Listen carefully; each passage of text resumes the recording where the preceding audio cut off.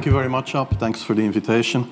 And I was asked to tell you about my experiences being the crisis manager, the flu commissioner for Belgium, and highlighting the communication aspects there. These are some of my conflicts of interest over the past 20 years, I guess. It all started for me at that time, well, actually in 2006 when I was appointed. This is an unpaid hobby, so it's not a profession or a function, whatever. It's really a hobby, that flu commissioner thing. On April 24, 2009, that was when WHO said, okay, there will be a pandemic, and that's when the thing started. And then you have one opportunity to do it right. I mean, day one is so important. In day one, you start your communication with the press, with the people, and you have to do it right. I mean, you have to go for one voice, one message.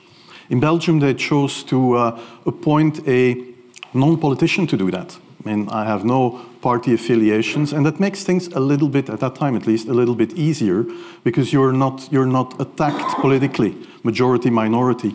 That doesn't come into play, and that was a huge advantage. The second advantage is that you can play in Brussels the complete naive guy and get a lot more done than you would otherwise be able to do. So one voice, one message, that's the tone that you set on day one, and you have to be very transparent in that.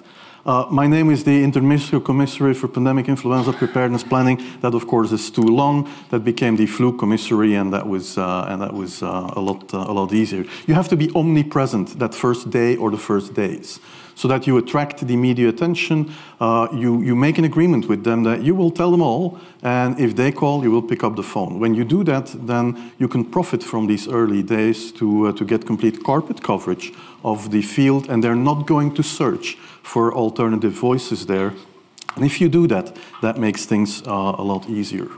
And then you convey the message, and you can do that if you do it that way, that our country is ready for a pandemic. That is a gross overestimation for sure, but it is crucial to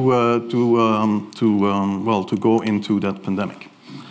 First of all, what's in a name? If you talk about the pandemic, it's quite important.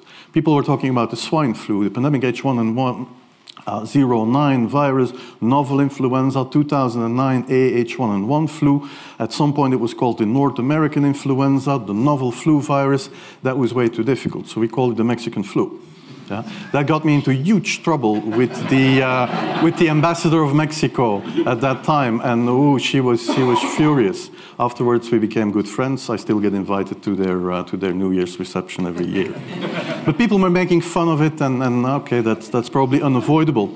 But the fact to have a clear and recognizable name, which was easy for the lay public to understand and use, was actually quite important. It also worked. This is the word of the year of 2009. Defriending on Facebook became #1. To my big disappointment, Mexican flu was second, and flu commissary was #6. So the term works, and that makes things a lot easier. These first weeks, that's easy street.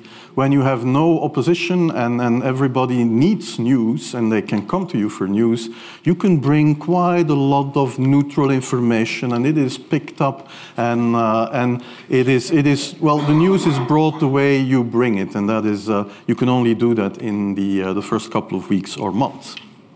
One of the problems that we have, or that we had, is that we did not have a media budget. That was really €0 that we could spend. That means that you have to use every opportunity you can get to, well, it's not Britannia rules the waves, but rule the airwaves to bring out your message. And that's something that you can do for free on radio, on TV. If you have good pre-existing relationships with the media, you can try something else. We tried the following thing. We asked all of the anchors of the different TV stations, are you willing for free to participate in a sort of infomercial that you would pay for, all of you? And they said, yes, we'll do that. And that was hugely influential. And well, we would never be able, nobody would ever be able to pay for something like this. But if you have pretty good pre-existing relationships with them, then you can ask for a return favor, and they will, or they might do that.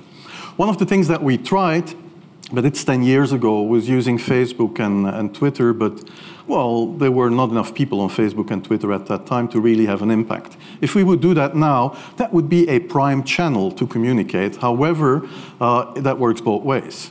I mean, also the fake news would be transmitted much more readily through Facebook, through Twitter, than it did 10 years ago.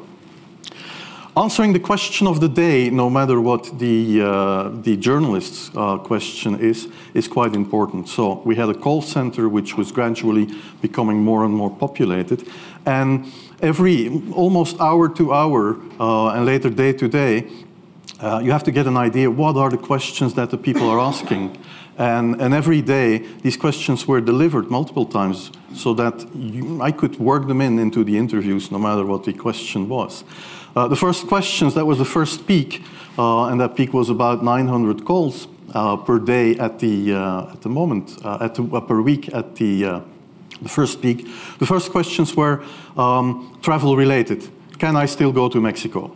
I have planned a vacation, can I get my money back? If you solve that problem by declaring an emergency, you help quite a lot of people, and that first peak goes away.